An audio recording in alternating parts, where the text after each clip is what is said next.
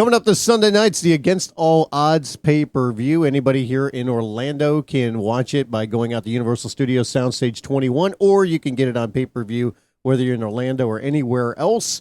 And one of the matches, Kazarian will be taking on AJ Styles. The man that will be in Kazarian's corner is Christopher Daniels, and he joins me for a few minutes. How you doing, Chris? I'm doing great, man, and I like to be called Kazarian's mentor and life coach. Okay, the life coach. Okay. I like that. Yeah, I'm letting him know how things are run. I mean, you know, he's taken example from my greatness, from my winning streak that's been going on for at least 8 months now. And, you know, I'm just looking to lead him in the same direction that I'm going, which is to the top. Now, we do have a little controversy that I need to get out of the way first, okay? I was in doing some research. I need to know, are you still the MLW Junior Heavyweight Champion? No, I'm still awaiting my rematch from Sanjay Dutt. That's at least a decade old.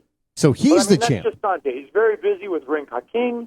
When I called him and left a message, his answering machine was in Hindi. I couldn't understand it. I'm not sure if he's even going to get back to me, but that's the type of person that Sanjay Dutt is.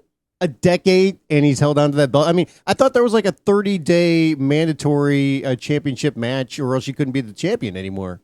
Well, it's very possible that MLW, because they were forward thinkers, they decided to put a 12-year plan into motion. If you don't defend the title within the 12-year period, then you're put on probation for 5 years. So I'm looking forward to at least having a discussion with Court Bauer over my next championship match, which might be in 2015. So you think you can force a rematch still? At least by 2015, maybe 2014, if my lawyer takes extra time and puts in the proper paperwork. But I don't see that happening. Well, I'm glad that you're pursuing it, because this needs to be handled. It does, and I mean, for the sake of MLW and for the sake of the sanctity of the title itself, this does need to be handled.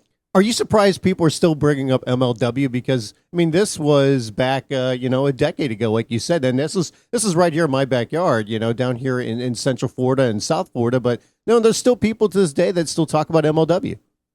Well, I think, to Court's credit, he put together a really good group of guys, put together a real talented roster, and even though it was sort of short-lived, I think the quality of the show still stands up.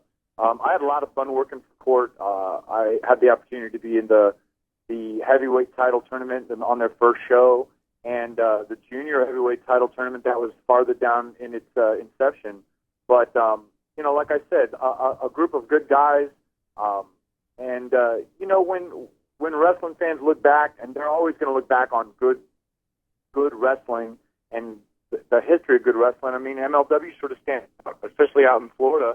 I know that, when you get companies that put together good shows, especially in the Florida area, that the fans sort of stick to it and remember it. Did you like working at the Zuma Beach Club in downtown Orlando? I'm not sure if that was one of the ones I worked or not. There's plenty of places in downtown Orlando. War Memorial was down in Fort Lauderdale, but there were the shows here in Orlando, which just overtook a big bar downtown. It's very possible that I did not work that particular show. I do remember the Fort Lauderdale stuff. Right, and you guys almost got shut down down Orlando there. Stuff I don't think I did. Yeah. Huh? And you guys almost got shut down one time down at War Memorial because of a little incident with fire. That's right. I've forgotten all about that. How about that?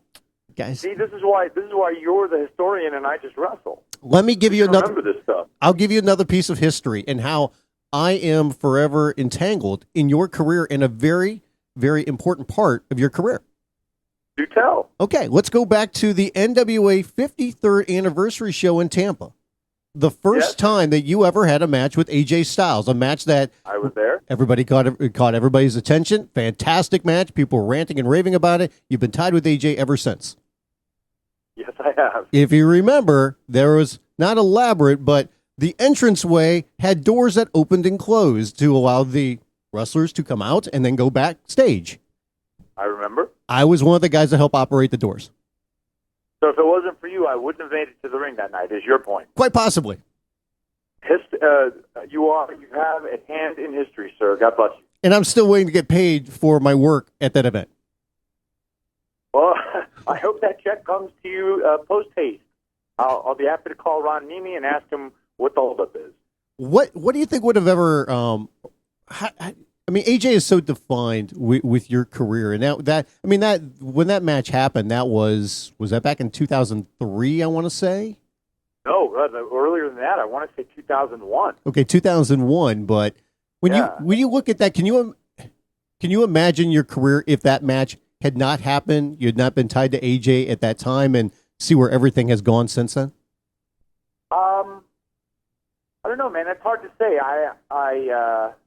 I'm sure it would have happened at some point. I mean, this was right before the beginning of Ring of Honor, and I know that once AJ got into Ring of Honor, they saw basically what TNA saw in him, what the world sees in him today. They had an idea to use him as much as they did. But, I mean, honestly, the truth is that match sort of did put AJ on the map. And, I have a friend of mine who credits that match as getting AJ's spotlight first turned on him, at least on a national scale. So, I mean, I'm very fortunate to have had that match, and I think AJ is too. And I think we both look back on it as something that, as a chapter, it began a chapter of our lives that still is going on today. The fact that we've worked against each other, with each other. Like you said, our careers are going to be intertwined until we both decide to get out of this nonsense. But, I mean, I don't know if I would have envisioned how long it would have been going on. And who knew, like, in 2001, the futures of either TNA or Ring of Honor. I mean, the fact that we both sort of had a good hand in the building of both of those companies. I mean, who saw that in 2001? I didn't. Are you, when people talk to you, are you starting to get more and more questions like, wow, you've been doing this for a long time. How much longer do you plan on wrestling for? Yeah, I think once you get past 10, 15 years, I think those questions are people want to know how long can you keep going? And I've been getting a lot of those questions for the last 5 years, and the answer is easy, man. I've always said as long as I can stay healthy and I'm still having fun, I'm going to keep doing it. And right now I feel like I'm in probably the best shape of my life, and I don't see an end. I mean, the day I retire is one of those things that I know is going to come, but I can't see it from where I'm at right now. And especially right now, enjoying the success that I feel like I'm enjoying in TNA and Impact Wrestling. I feel like I've sort of opened the eyes of a lot of the people in the upper management as far as like how I've sort of changed in the last year. And, when you start to have that success, it sort of lights that fire in your belly. And I mean, that's what's been going on for me in the last couple of months. I feel like I've sort of turned a corner and I've opened some eyes, and some people are sort of appreciating what I bring to the table now. And when you get that feedback, when people come to you and say, like, for example, Hulk Hogan not too long ago in an interview said that I was sort of opening his eyes as far as like what I can do and sort of breaking the mold of what he thought of me before. I mean, when you hear that, when you hear somebody like Hulk Hogan mentioning your name in that respect, completely unsolicited as it was, that lights a fire within me to sort of prove him right. And, as long as I've got that sort of motivation going, I don't see an end anywhere in sight. What do you feel you've done differently over that past year? I don't know, sort of let go. I mean, I think one of the main negatives, or at least like a complaint that I've heard people say, is that I take myself too seriously. And, one of the things I feel like at this point is that I've sort of let myself go in the sense that I'm open to anything. I mean, I've always been real structured. Like coming up, I always had an idea of the way I should be portrayed or the way I wanted to portray myself.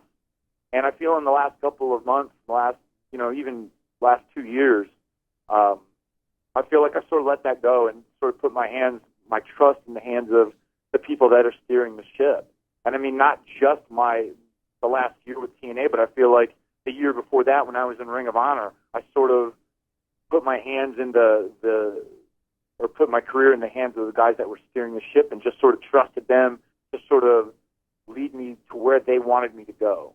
And, I certainly feel that way now with TNA. I feel like I've sort of taken my hands off the wheel and trusted the creative team to sort of bring the product where they want it, and I've just sort of tried to follow and help out and sort of push the stories the way they want them to go rather than where I think they should go. How tough is that to do, to let go after you want to be very careful about the way that you are portrayed, because bottom line, it's your career, and at the same, especially when it comes to the wrestling business, because people always talk about, how ruthless and conniving it could be at times. It's tough, man. I mean, no one's going to look out for you more than you. I mean, I think that's something that's true pretty much everywhere. No one's going to care more about your career or your life than you are.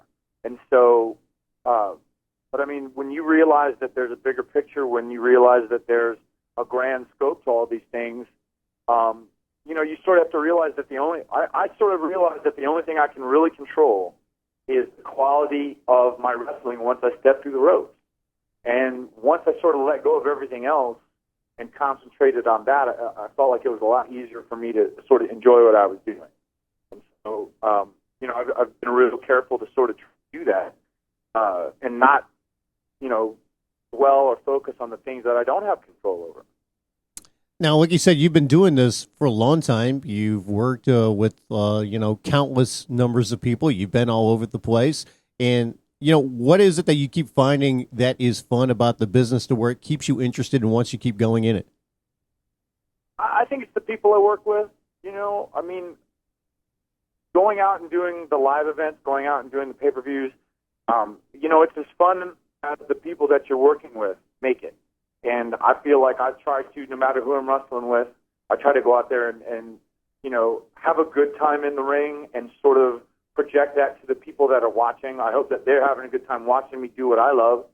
And, it's all about the attitude of the guys that are involved. And I've been fortunate enough to work with a lot of guys in TNA and Ring of Honor over the past couple of years that, as they've got an enthusiasm for what they do, and that you can't help but have an enthusiasm for what you're doing if you're working with those types of people. And so I've been real fortunate in that sense to be with guys that want to do what they're doing, that love doing what they do. And, when you get in the ring with somebody like that, you can't help but have fun and have good matches and have good product. Now, I know TNA was just recently over in London. You shot the 2 different weeks of the TV show there, and I think everybody's seeing, just the crowd response to that. And I mean, the popularity of TNA, especially in the UK, is overwhelming. What's that like for you to be able to go over there, especially because you've been with TNA for a long time? It's been in Orlando, and it's nothing against Orlando, but it can get a little complacent, and then you get to go and do the TV show overseas. What was that like for you? It was a lot of fun, man. I've always enjoyed going over to the UK.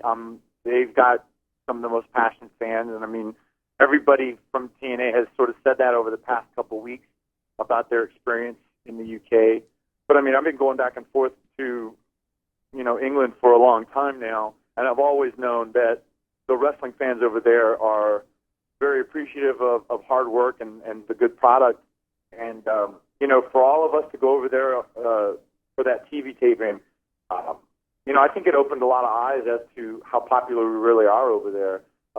To get as many people into Wembley as we did, to have they said it was the attendance record for a live event for TNA, and it was just a lot of fun, man. That's another thing. Like, in the same way that you get in the ring with somebody that's appreciative of what they do, that has an enthusiasm. When you get in front of a crowd like that has an enthusiasm for the product, can't help but sort of turn it up a notch. And I think everybody on that show did that night. Can you get that kind of atmosphere again, especially in Orlando at the Impact Zone, considering that you've been there for so long, and I think a lot of the fans there are just spoiled because they've seen so much already? Well, I think a lot of it, too, is just that it's, sometimes the crowds that are brought into the Impact Zone aren't necessarily all wrestling fans. Yeah. And so, that sort of affects the product as well. But I mean, I think it's possible. I'm not sure. I think it might be a situation where if we did less and less tapings there, that the people that do come would appreciate it more when it is there. But I mean, that's sort of a decision that's beyond my I mean, that's a TNA decision. You know, I thought that we had very good success over the past year where we went out and taped television in different venues, and I think that that's a goal for us to be doing more of a full-time nature. You know, I'd always thought that a good, I guess a good model, or to me a good model, would have been to tape our pay-per-views and the subsequent TV tapings outside of Orlando, and then the following TV taping go back to Orlando and do that for a while and see what happens. But you know, I think it all comes down to money, and it's the cost effectiveness to sort of do it in Orlando.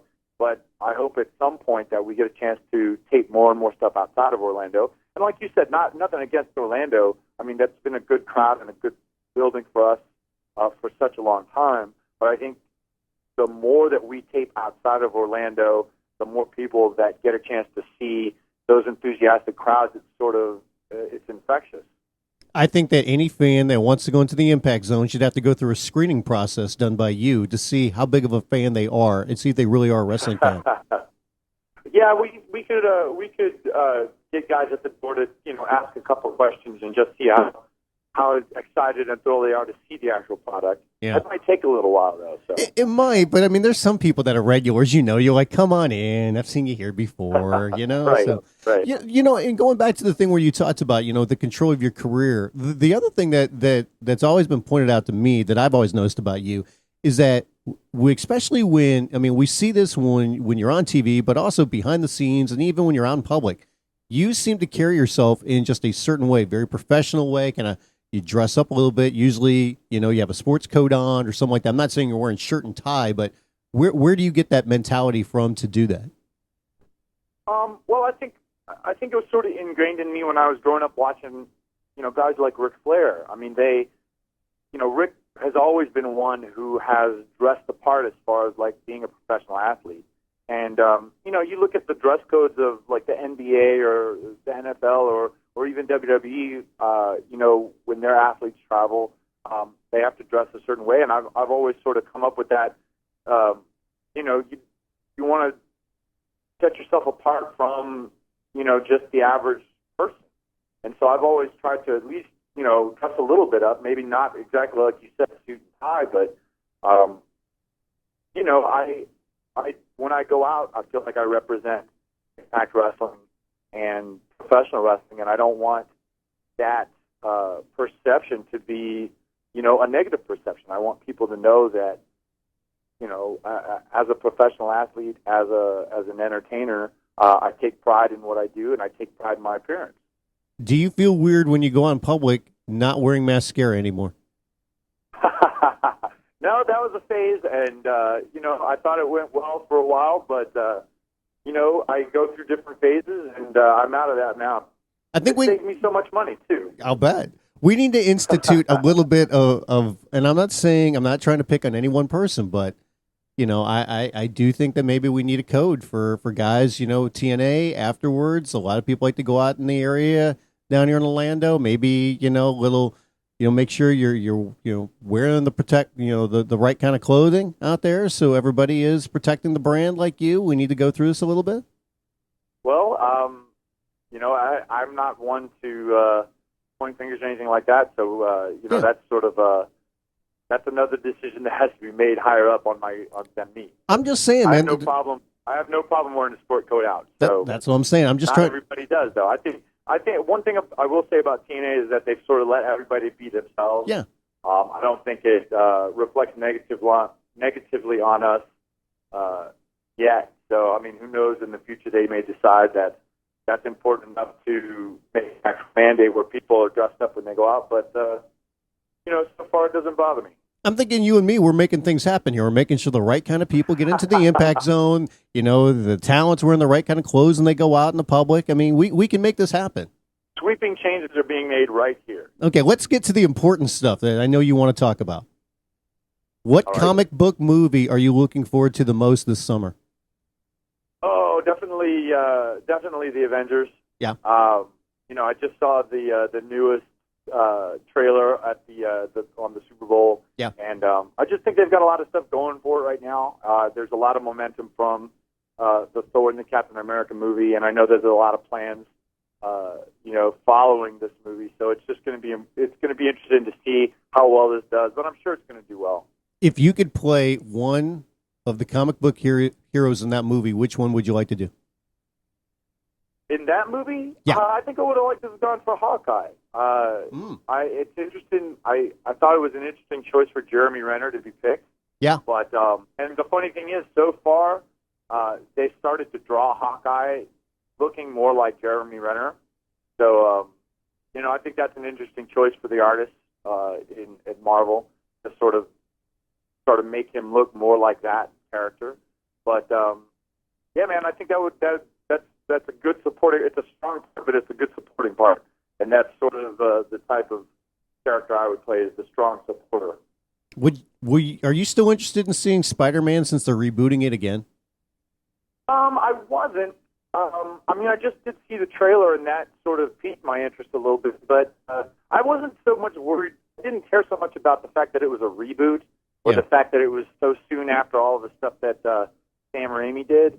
Because as long as it's a good story, or it's it comes from a different angle, I think it would be interesting to see. And judging from the trailer that just came out, I think that there's sort of a different vibe to it and a different approach to the character than what Sam Raimi did. So I think, the proof's going to come on opening day. I think people will get a chance to see whether it was worth the time and effort or whether it was just, a big waste. Yeah, I feel the same way sort of about the Ghost Rider movie that's coming out. Everybody, and even me, I've sort of bagged on it, but, this one looks much better, or at least it's more interesting to me than the first one was. Mm-hmm. And if it turns out to be a better story and better done, then we'll find that out on opening day. But in the end, it all comes down to the performance. I mean, if everything is good and it's a good story and a good movie, I think people will, the word of mouth is going to get around. But if it's a stinker, it's not going to take long for people to sort of put that out there. Are you going back to ComicCon this year? I would love to try, man. I feel like the last couple of years that TNA had an involvement in it, I thought it was a good step for us. And, being at the West Coast, I hope that if TNA decides to do some involvement there, that I'm one of the first guys picked. I feel like, and I've always said this in interviews about the Comic-Con, that crowd is a wrestling crowd as well. I mean, the crossover between comic book fans and wrestling fans is pretty big. And when we were there last year, I felt that we had a really good response to what we did and the stuff that we were doing. So, hopefully there's bigger and better in store for us this year. Well, I've got the answer for you right now that kind of helps out with everything we've been talking about. The good crowds, right. Going to a different place, making sure you got wrestling fans. Maybe there could be a way you guys could do a TV taping at Comic-Con. Wow, that would be cool. I'm not sure if getting, as infrequent as our West Coast tours are, I'm not sure if that would be the first thing that they would think of. So maybe that's something you should suggest the next time you're around the TNA folk. You're inspiring me here. I mean, just like you are Kazarian. There you go.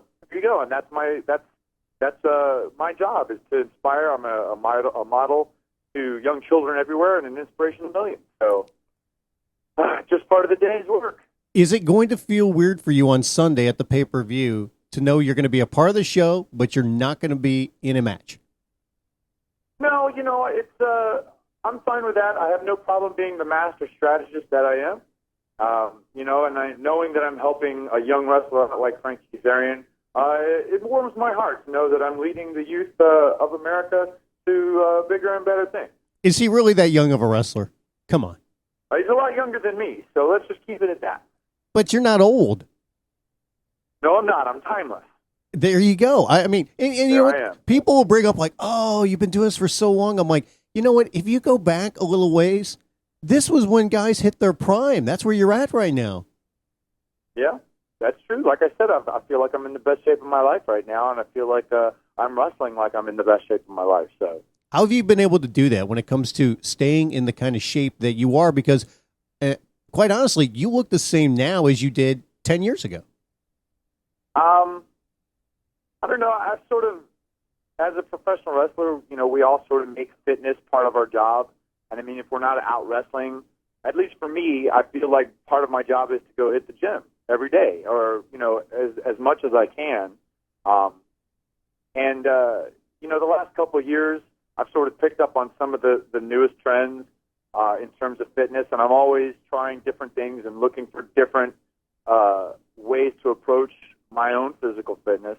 And I've gone through things like P90X and Insanity and high-intensity interval training and things like that. I think that's it. It's just keeping an open mind and trying different things. And one thing that I'm doing now that I've had a lot of good success with is something called Rush Fit. It was George St. Pierre's DVD series, his series of workouts. I gave that a shot, and I've been very happy with the results that I've got from that. And I think that's, it's just a matter of try anything once, and if it's working, keep it. And if it doesn't work, sort of push it off to the side, and just always looking for new stuff and different ways to sort of challenge yourself mentally and physically. When was the last time you had a basket of cheese fries?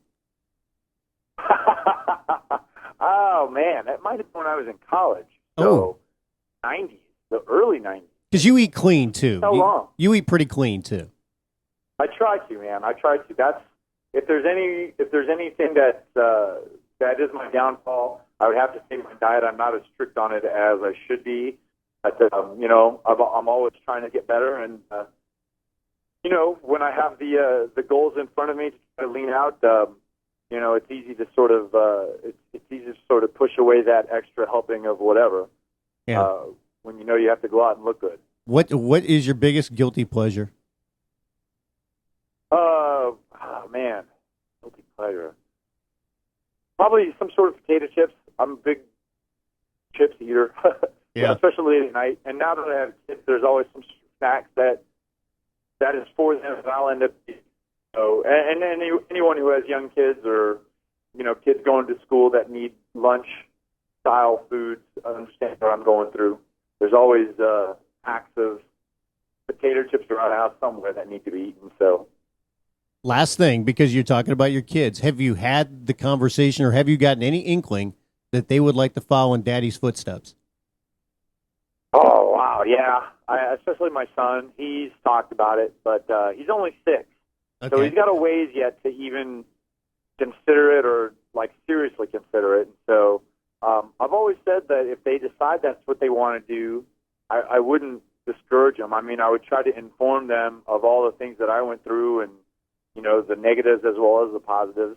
But, I mean, my parents were very supportive, despite the fact that they want me to, do something safer and less painful with my career, even at this point. But, they did support me. They've always sort of supported me, and I can't help but be that type of parent to my son or my daughter. This is what she wanted to do. Everybody can watch the Against All Odds pay-per-view. It's coming up this Sunday. If you're in Orlando, you can go out to Universal Studios Soundstage 21. Just get there early if you want to get a seat.